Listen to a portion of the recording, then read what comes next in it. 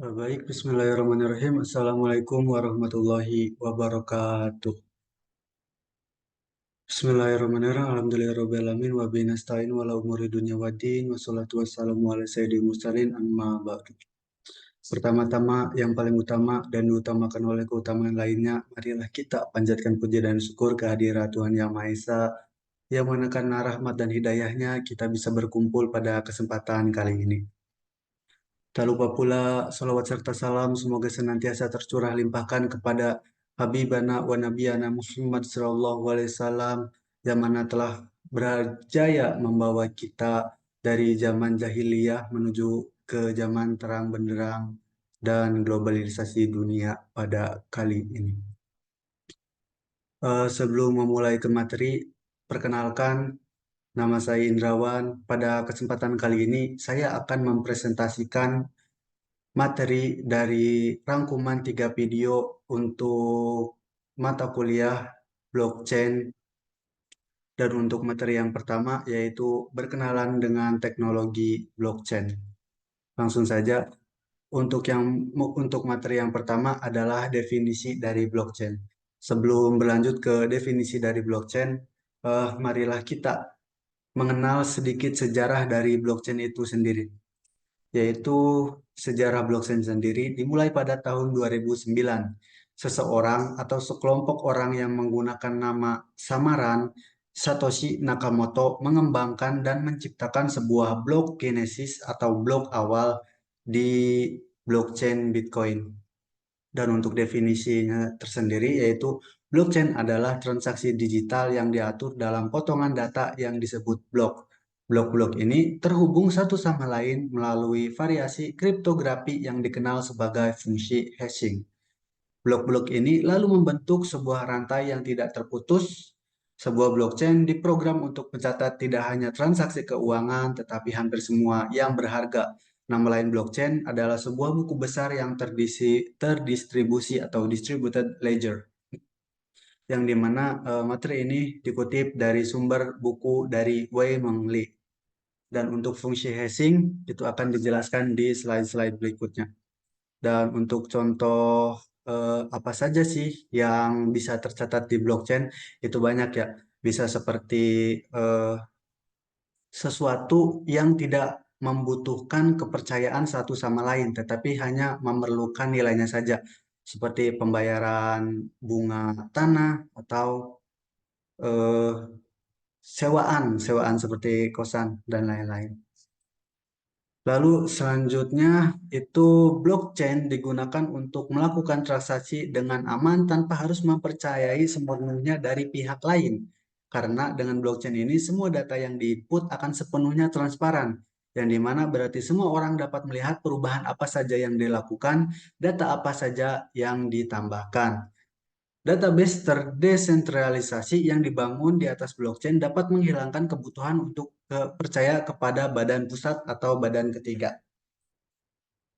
Eh, Singkatnya seperti ini. Sekarang Anda menabung di bank. Bank memiliki, itu artinya Anda mempercayai bank Anda karena Anda menyimpan uang di situ. Tetapi dengan adanya database yang terdesentralisasi, kita tidak memerlukan kepercayaan pada suatu badan pusat karena semua transaksi yang ada di blockchain ini bersifat peer-to-peer atau semuanya berlangsung antara pengguna satu dengan pengguna lain tanpa ada pihak ketiga atau pihak pusat sama sekali. Jadi semua pengguna bertanggung jawab atas data keuangan dan semuanya masing-masing, tidak melibatkan pihak lain. Lalu materi yang kedua itu bagaimana sih cara blockchain bekerja?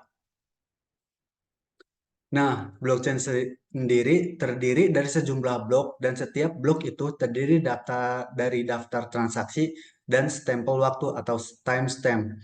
Blok yang pertama dari sebuah blockchain itu disebut dengan blok Genesis atau blok zero.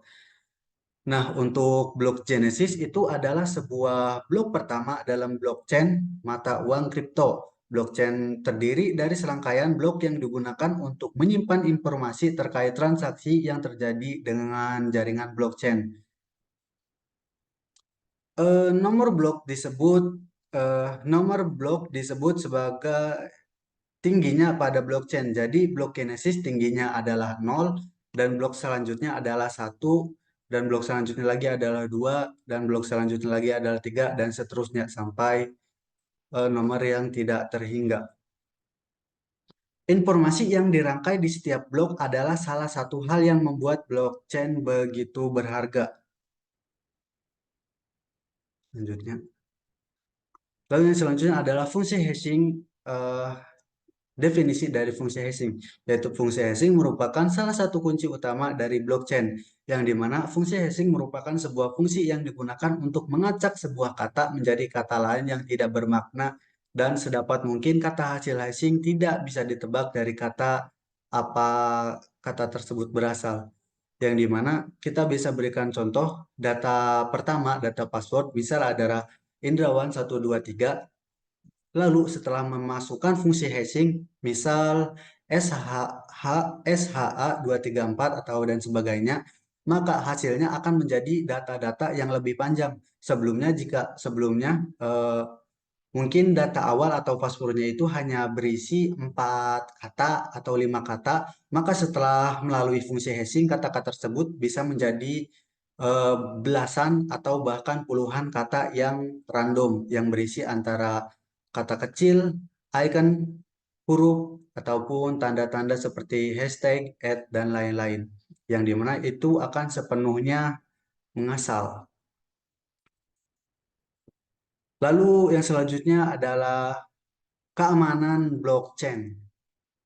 Di sini saya memberikan ilustrasi, yaitu hacker yang mencoba meretas data, dan ini adalah komputer-komputer yang terhubung kepada blockchain, yang dimana komputer-komputer ini terhubung satu sama lain, yang dimana berarti jika seseorang hacker mencoba untuk meretas data yang ada di salah satu sistem komputer blockchain, misal ini adalah komputer satu, maka komputer lain bisa melihat apa sih yang dilakukan di komputer satu itu, apa aja sih yang dirubah di komputer satu itu, dan yang lain bisa menyimpulkan nih, oh berarti komputer satu ini dihack soalnya dia berubah sendiri.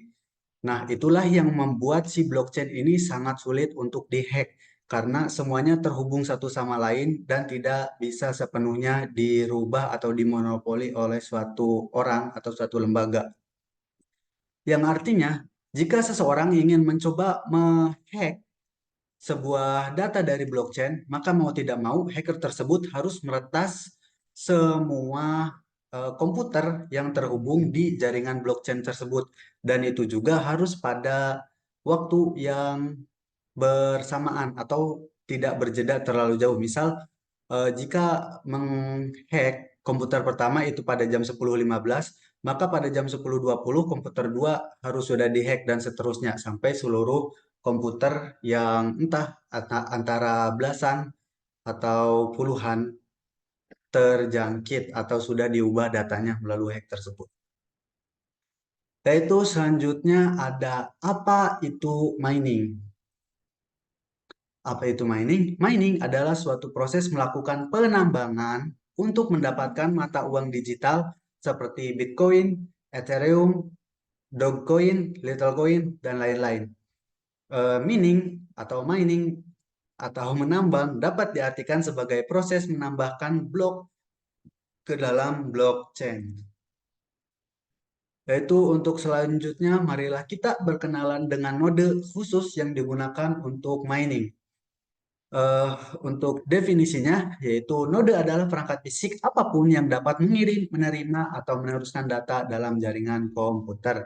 Yang dimana setiap node memiliki blok-blok yang isinya ada transaksi yang saling berhubungan dengan fungsi hash atau fungsi yang membuat suatu kata menjadi lebih random dan lebih secure. Untuk node sendiri itu merupakan bagian penting dari jaringan blockchain, buku besar digital yang mencatat informasi transaksi aset kripto. Node ini memastikan Bitcoin dapat beroperasi sebagai sistem ekonomi terdistribusi peer-to-peer atau pengguna satu dengan pengguna lain dan menjadikan blockchain dengan jaringan yang terpercaya dapat dimonitor siapapun tanpa satu pihak yang memiliki kontrol penuh. Jadi, node bersifat seperti keamanan untuk memastikan desentralisasi dan keaslian daripada blockchain itu sendiri. Yang selanjutnya yaitu ada node penambang.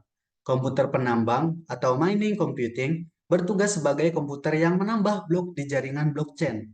Blockchain yang ditambah bisa apa saja, bebas. Entah itu Ethereum, Dogecoin, Bitcoin, Lithium, ataupun jenis koin-koin atau cryptocurrency yang lainnya. Komputer penambang haruslah memiliki spesifikasi yang kuat dan mumpuni agar dapat melakukan mining dengan lancar. Dan karena itu, sebuah komputer penambang haruslah memiliki spesifikasi khusus agar dapat bersaing dengan orang-orang lain sehingga tidak tertinggal ataupun terkena hang atau nge-lag saat tengah mining. Yang selanjutnya yaitu adalah proses penambangan.